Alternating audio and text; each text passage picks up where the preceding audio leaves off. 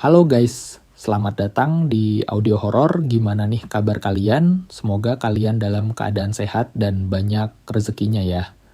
Amin. Nah, sebelum kalian masuk ke videonya, jangan lupa untuk like dan subscribe-nya ya. Dan jangan lupa untuk nyalakan loncengnya juga agar kalian tidak ketinggalan cerita-cerita horor dari gue.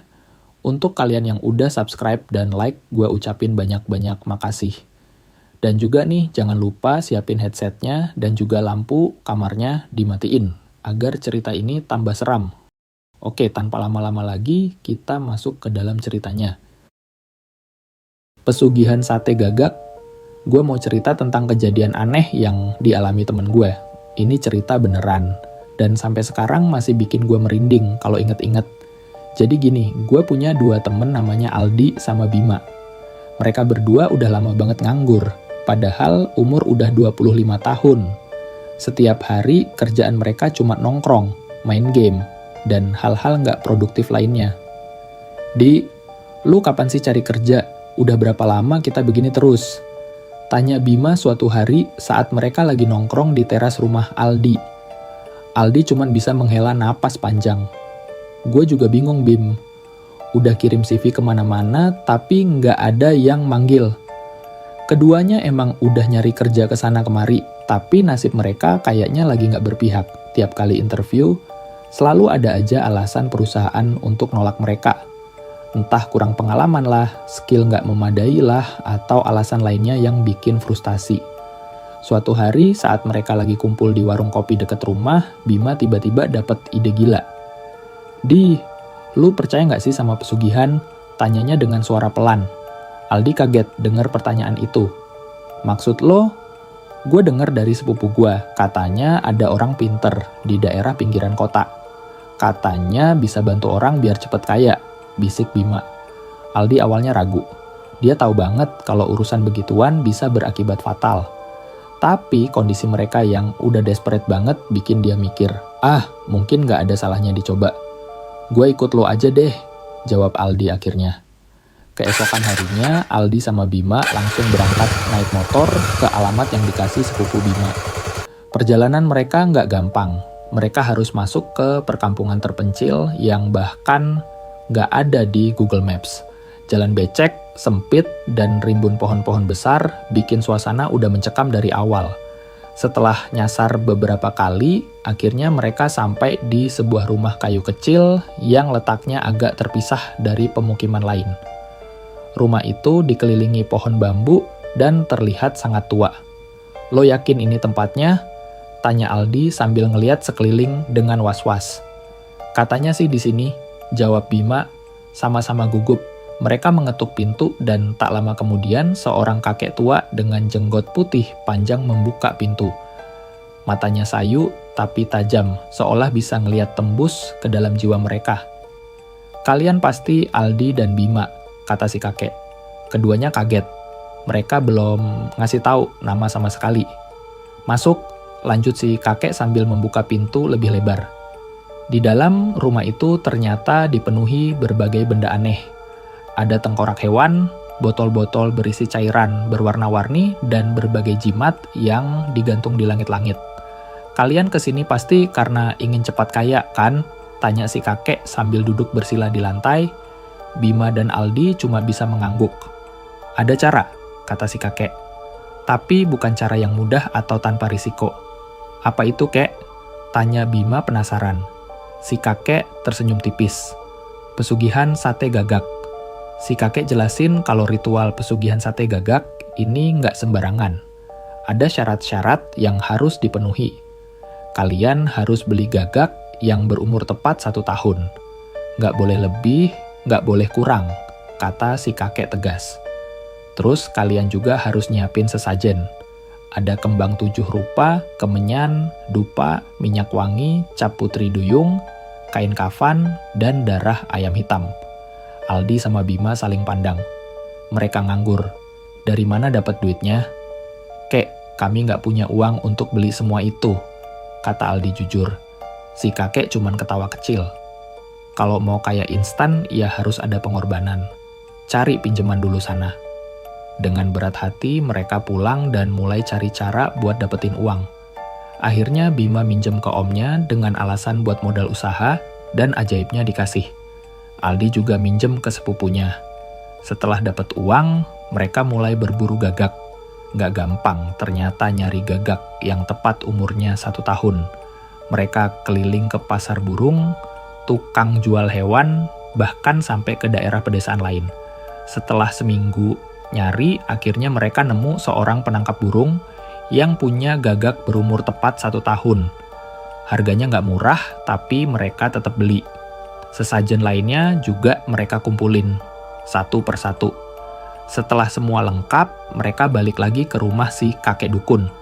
Si kakek ngeliat semua barang yang mereka bawa dan mengangguk puas. Bagus, kalian datang lagi malam Jumat Kliwon, jam 8 malam, jangan telat, pesan si kakek. Hari-hari berlalu dan tibalah malam Jumat Kliwon. Bima ngechat Aldi dari sore. Jadi kan malam ini, Aldi sempat ragu, tapi dia udah terlanjur janji sama Bima. Jadi, gue jemput lo jam 6. Mereka berangkat jam 6 sore supaya nggak telat. Jalanan ke rumah, si dukun makin mencekam di malam hari. Pohon-pohon seolah punya mata dan suara-suara aneh terdengar dari kejauhan. Jam 8 tepat, mereka sampai di rumah si kakek. Si kakek udah nunggu dengan pakaian serba hitam. Tepat waktu, bagus, kata si kakek. Sekarang kita mulai ritualnya. Si kakek mulai ngucapin mantra-mantra dalam bahasa yang nggak mereka pahami. Asap dupa mengepul tebal, bikin mata perih dan kepala pusing. Setelah beberapa menit, si kakek berhenti dan nunjuk ke gagak yang mereka bawa. Sembelih burung itu sekarang, perintahnya. Dengan tangan gemetar, Bima nyembelih gagak itu pakai pisau yang udah disiapin si kakek. Darahnya ditampung dalam mangkuk keramik hitam. Sekarang potong dagingnya kecil-kecil, tusuk pakai tusukan sate, lanjut si kakek. Mereka nurut dan bikin sate dari daging gagak itu. Baunya aneh, bikin perut mual. Sudah siap, kata si kakek setelah semua selesai. Sekarang ikut aku. Si kakek bawa mereka ke hutan di belakang rumahnya. Mereka jalan sekitar 15 menit masuk ke dalam hutan. Gak ada cahaya selain dari obor yang dibawa si kakek. Suasananya makin lama makin mencekam. Akhirnya mereka sampai di sebuah pohon beringin gede banget. Akarnya menjulur kemana-mana, kayak tentakel monster raksasa. Di sini, kata si kakek, taruh sesajen di bawah pohon ini. Si kakek nyuruh Aldi sama Bima nyiapin semua sesajen dan sate gagak yang udah mereka bawa. Terus dia mulai ritual lagi. Kali ini ritualnya lebih lama dan lebih serem. Si kakek kelihatan kayak kesurupan, matanya melotot, dan napasnya berat. Setelah ritualnya selesai, si kakek suruh mereka bakar sate gagaknya. Bau asapnya aneh banget, bikin kepala pusing. Dengar baik-baik, kata si kakek serius. Sebentar lagi akan ada yang datang. Apapun yang terjadi, jangan lari. Kalau kalian lari, nyawa kalian taruhannya. Terus gimana kek? Tanya Aldi ketakutan. Nanti akan ada makhluk yang datang. Dia pasti mau sate gagak ini. Kalian harus tunjukin uang yang kalian mau. Jumlahnya terserah kalian, tapi ingat, jangan serakah. Makhluk apa, kek? Tanya Bima. Si kakek cuma senyum misterius. Nanti kalian juga tahu. Saya tinggal dulu ya. Ingat pesanku, jangan lari. Si kakek pergi ninggalin mereka berdua di bawah pohon beringin. Suara-suara aneh mulai terdengar dari segala arah. Aldi sama Bima mulai gemeteran. Mereka bakar sate gagak sesuai arahan si kakek. Gak lama kemudian, kabut tebal tiba-tiba muncul dari tanah ngelilingin mereka. Anehnya, kabut itu gak nyebar, tapi tetap di sekitar mereka doang, kayak kubah gitu. Bim, ini normal gak sih?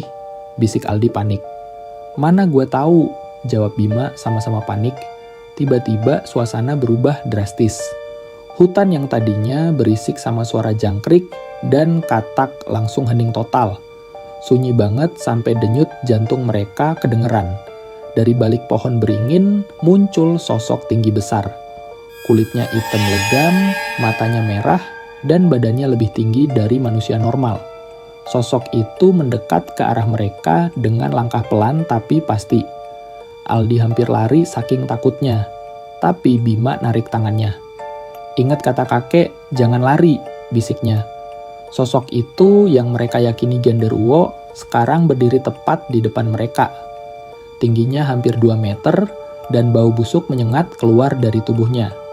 "Aku ingin semua sate gagak ini," kata sosok itu dengan suara berat yang bikin bulu kuduk berdiri. Bima meskipun ketakutan berusaha tampil berani. Dia ngeluarin uang 100.000 dari sakunya. "Kalau mau sate ini, kamu harus bawa uang kayak gini," kata Bima sambil nunjukin uang itu. Tapi nggak cuma satu, harus 1.000 lembar. 100 juta. Genderuwo itu diam sebentar, terus tiba-tiba ngomong, "Baiklah, akan aku berikan." Sosok itu menghilang secepat dia muncul. Aldi sama Bima masih gemeteran, tapi juga penasaran. "Beneran bakal dikasih?" bisik Aldi. Belum sempet Bima jawab, genderuwo itu muncul lagi. Kali ini dia bawa tas gede warna hitam. Dia nyerahin tas itu ke Bima. Dengan tangan gemeteran, Bima buka tas itu. Matanya langsung melebar kaget. Di dalam tas ada tumpukan uang 100.000 yang kelihatan baru. "Bagaimana? Apakah sudah cukup?" tanya genderuwo itu. Ya, ini udah cukup," jawab Bima terbata-bata. Tanpa basa-basi, genderuwo itu ngambil semua sate gagak dan langsung menghilang ke balik kabut. Setelah dia pergi, kabut mulai menipis dan suara-suara hutan mulai kedengeran lagi. Bima langsung lompat ke girangan sambil meluk tasnya.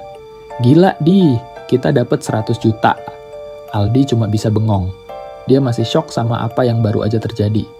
Gak lama kemudian, si kakek dukun muncul dari kejauhan. "Gimana nak, berhasil?" "Berhasil, kek," jawab Aldi masih dengan suara gemetar. "Bagus, ayo kita balik ke rumah saya dulu," ajak si kakek. Sesampainya di rumah si kakek, mereka dikasih peringatan penting. "Ingat ya, uang ini nggak boleh dipakai buat kebaikan," kata si kakek serius. "Nggak boleh buat sedekah, bantu orang, atau hal-hal baik lainnya. Kalau dilanggar, nyawa taruhannya." Bima mengangguk cepat. "Siap, kek, ini cuma buat foya-foya aja kok." Mereka pun pamit pulang. Di jalan, Bima nggak berhenti senyum ngeliat tasnya. "Gue nggak nyangka bakal berhasil," kata Aldi. "Tapi gue takut, Bim. Ini kan duit dari... ya, lu tau lah." "Santai aja, Di. Yang penting kita hati-hati make duitnya," jawab Bima enteng. Sampai di rumah Bima, dia nawarin sebagian uangnya ke Aldi. "Nih, ambil aja. Anggap ucapan makasih udah nemenin gue." Tapi Aldi nolak. "Gak usah, Bim. Gue takut make uang itu. Lu aja deh yang pake." Aldi pulang dengan perasaan campur aduk. Dia seneng lihat temennya dapat uang, tapi juga takut sama konsekuensinya. Dia tahu banget kalau yang mereka lakuin itu salah dari sisi agama. Sampai rumah, Aldi kaget ngelihat mamanya masih bangun dan tampak marah. "Dari mana aja kamu semalam?" tanya mamanya dengan nada tinggi. "Main ke rumah temen, Mak," jawab Aldi bohong. "Bohong kamu, Mama tahu kamu semalam ngapain," bentak mamanya. "Mama mimpi kamu lagi jualan sate gagak di alam gaib. Bener kan?" Aldi langsung pucat. Dia nggak nyangka mamanya bisa tahu. Akhirnya dia ngaku. "Mama kecewa sama kamu, Nak," kata mamanya sambil nangis. "Kamu tahu nggak kenapa papa kamu meninggal?" Aldi menggeleng pelan. "Papa kamu dulu juga kayak kamu. Dia ikut pesugihan. Tapi suatu hari, dia nggak sengaja pakai uang pesugihannya buat bantu pembangunan masjid. Dan dia meninggal gara-gara itu." Aldi langsung nangis dengar cerita itu. Dia minta maaf berkali-kali sama mamanya. Mamanya akhirnya maafin dia. Setelah Aldi janji nggak akan pernah ikutan hal begituan lagi. "Kamu dapat uang dari pesugihan itu?" tanya mamanya. "Enggak, Mak. Aku cuma nemenin Bima doang," jawab Aldi jujur. "Syukurlah, janji sama Mama kamu nggak akan pernah lakuin itu lagi." "Iya, Ma, aku janji." Seminggu kemudian, Aldi mulai nyari kerja dengan serius. Dan alhamdulillah, dia diterima di sebuah perusahaan startup. Dia mulai menata hidupnya lagi dengan cara yang benar. Sebulan berlalu. Suatu pagi saat Aldi lagi ngopi di teras rumah, dia dapat kabar mengejutkan. Bima meninggal dunia. Aldi langsung bergegas ke rumah Bima untuk melayat. Di sana, dia nanya ke ibunya Bima, "Tante, kok bisa Bima meninggal? Kronologinya gimana?" "Ibu juga nggak tahu, nak," jawab ibunya Bima sambil terisak. "Tadi pagi pas ibu mau bangunin dia udah nggak bernyawa." Aldi pulang dari pemakaman dengan perasaan campur aduk. Dia langsung telepon si kakek dukun. "Kek, Bima meninggal," kata Aldi begitu teleponnya diangkat. "Saya udah tahu, nak," jawab si kakek tenang. "Itu akibat perbuatannya sendiri." "Maksudnya gimana, kek?" tanya Aldi bingung. "Kemarin dia ngembalin uang yang dia pinjam dari kerabatnya. Tapi dia pakai uang dari pesugihan. Dan ternyata kerabatnya itu pakai uang itu buat sedekah. Jadi syaratnya dilanggar. Dan ya, begitulah." Aldi langsung merinding. "Oh, jadi gitu ya, kek. Makasih infonya." Setelah nutup telepon, Aldi langsung ambil wudhu dan sholat zuhur. Dia berdoa dengan khusyuk, minta ampun sama Allah atas kesalahannya, dan berdoa untuk arwah Bima. Dari situ, Aldi berjanji sama diri sendiri untuk selalu mencari rezeki dengan cara yang halal. Meskipun susah dan lambat, tapi setidaknya dia bisa tidur nyenyak tiap malam tanpa dihantui rasa takut. Dan cerita ini gue tulis sebagai pengingat buat kita semua. Jalan pintas emang kelihatan menggiurkan, tapi harga yang harus dibayar nggak sebanding dengan apa yang kita dapat. Percaya deh sama gue. Amanat yang bisa kita ambil dari kisah Aldi dan Bima adalah bahwa mencari harta dengan cara yang tidak halal, seperti pesugihan, akan selalu berakhir dengan penyesalan dan malapetaka. Meski terlihat menggiurkan dan menjanjikan kekayaan instan, cara-cara seperti ini bertentangan dengan nilai-nilai agama dan pada akhirnya akan membawa konsekuensi buruk bagi pelakunya. Kisah ini juga mengajarkan kita untuk selalu bersyukur dan bersabar dalam mencari rezeki. Aldi yang akhirnya memilih jalan yang benar dengan berusaha mendapatkan pekerjaan secara halal, meskipun sulit dan membutuhkan waktu, terbukti hidup dengan lebih tenang dan damai. Berbeda dengan Bima yang tergoda pesugihan dan harus membayarnya dengan nyawa. Yang terpenting, kita harus selalu ingat bahwa tidak ada jalan pintas menuju kesuksesan yang sejati. Rezeki yang halal mungkin datangnya lambat, tapi pasti akan membawa berkah dan ketenangan dalam hidup. Sedangkan harta yang didapat dengan cara haram, sekalipun banyak jumlahnya, tidak akan pernah memberikan kebahagiaan yang hakiki. Mungkin itu aja guys untuk cerita kali ini. Mohon maaf banget nih kalau ceritanya kurang sempurna. Untuk kedepannya, gue janji akan bikin cerita horor yang lebih baik dari ini, dan juga kalian jangan lupa klik tombol like dan subscribe-nya agar gue makin semangat untuk bikin cerita-cerita horor buat kalian. Buat kalian yang mau request cerita horor, bisa banget guys. Caranya tinggal kalian komen di bawah. Mungkin segitu aja guys untuk video kali ini. Sampai jumpa di cerita horor yang akan datang. Bye-bye, hahaha.